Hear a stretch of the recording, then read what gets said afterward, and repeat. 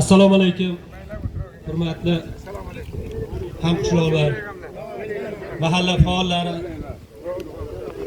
faxriylar. Bugun xotira va qadrlash kuni keng nishonlanmoqda. Shuningdek, bugun tumanimizda ham mana hozir Assalomu alaykum. Hurmatli erkaklar. Avvalo bayramlar qutlug' bo'lsin. Bayramlar qutlug' bo'lsin.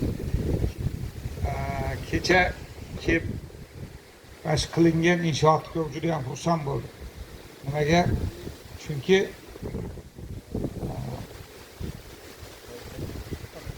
kichkina narsalardan katta g'oyalar, katta bir inshootlar paydo bo'ladi.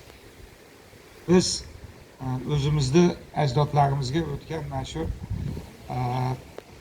kimdir Ulug' Vatan urushida qatnashgan, kimdir undan keyin o'tgan, keyingi mehnat frontlarida mehnat qilgan odamlarni biz e'zozlayapmizmi?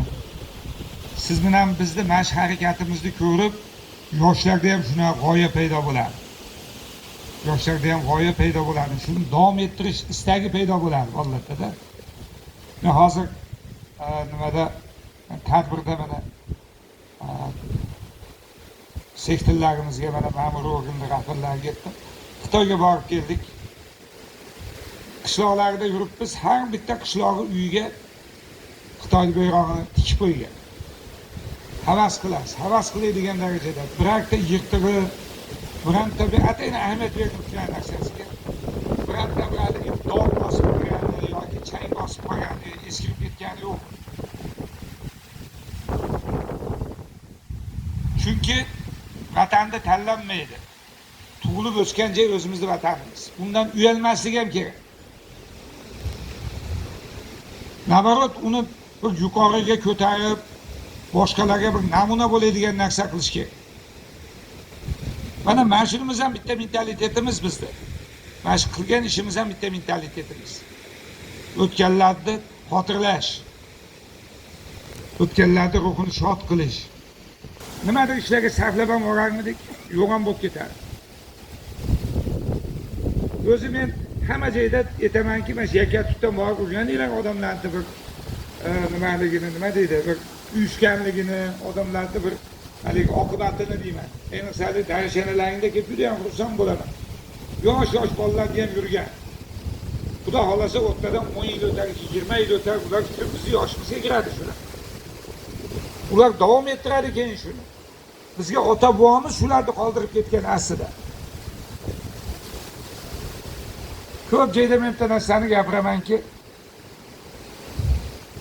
qanaqa kelin qilmoqchisiz deyman.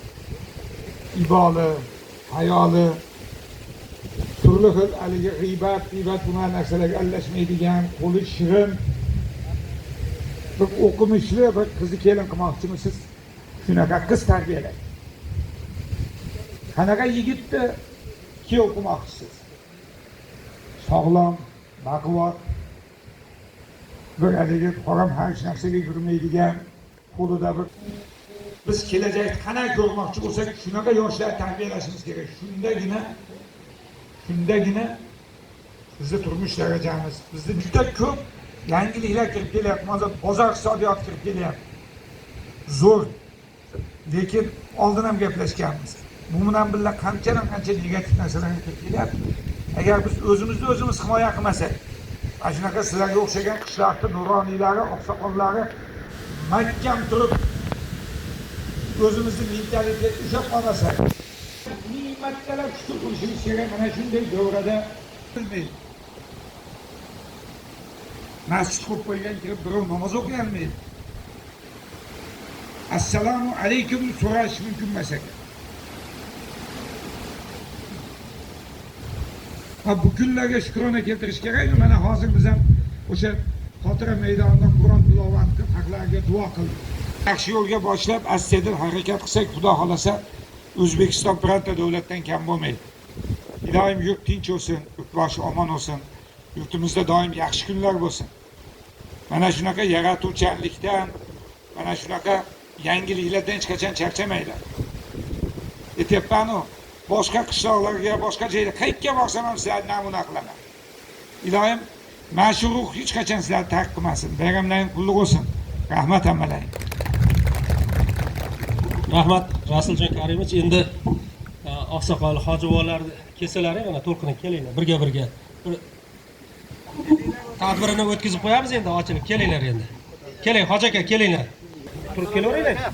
Abdultal aka kelinglar yigitlar hammamiz birgalikda. Birgalikda qadrlash sababdir. Osoyishta va tinch hayot uchun kurashganlar yurtning farqi hisoblanadi.